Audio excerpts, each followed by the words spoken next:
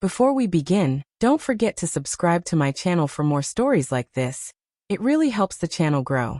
It began like any other Friday evening, the kind wrapped in promises of corporate cheer, where the air carried the faint scent of cinnamon and pine.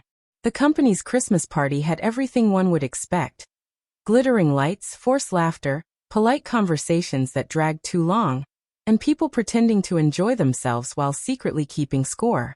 I was there not because I wanted to be, but because duty demanded it. Still, I played my part, straightened my tie, wore my best smile and blended into the hum of the evening. Nothing about that night hinted at how it would end. In a way that would shift something deep within me. I saw her first across the room, laughing with her colleagues, that same laugh I had once found contagious. It used to brighten dark days and make everything lighter. But this time it felt different. There was a light in her eyes I hadn't seen in months, a spark that clearly wasn't for me.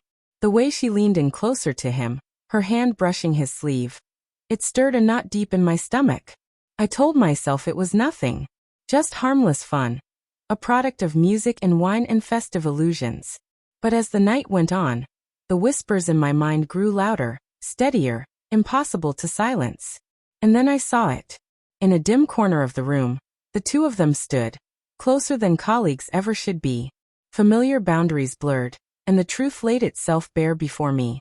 I stared, frozen, letting the image burn itself into memory. My body didn't move, but inside, everything trembled. A storm built behind my ribs, words clawing to escape, but I swallowed them all. I knew whatever I said now could never be taken back. Every heartbeat thudded louder than the music. The scene was undeniable, every movement deliberate, every betrayal sharp and clear. She looked up then, meeting my gaze. For just a second, I thought guilt might stop her. That maybe she'd realize what she was doing. But no. Her eyes drifted away, calm and certain, as though she had already made her choice. One that no longer included me. I didn't shout. I didn't demand an explanation. I simply turned, walked toward the far end of the room, and leaned against the wall, letting the distance between us become a canyon.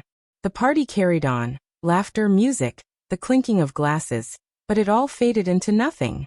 My mind was razor sharp now, seeing every little sign I'd brushed aside before. Each indifferent moment that had slowly built to this inevitable truth.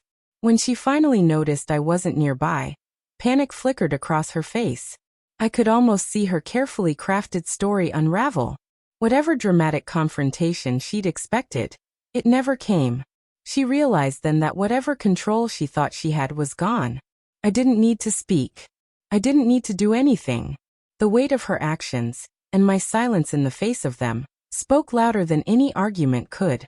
Later, as I walked out into the cold night, the air hit my face like a wave washing everything clean. I felt no rage, no hunger for revenge. Only the quiet understanding that some endings require no battle, no closure. Just the grace to walk away. My path was mine again. Her choices were hers to bear. And in that stillness, in that lonely, icy peace, I found something stronger than anger, the calm dignity of letting go.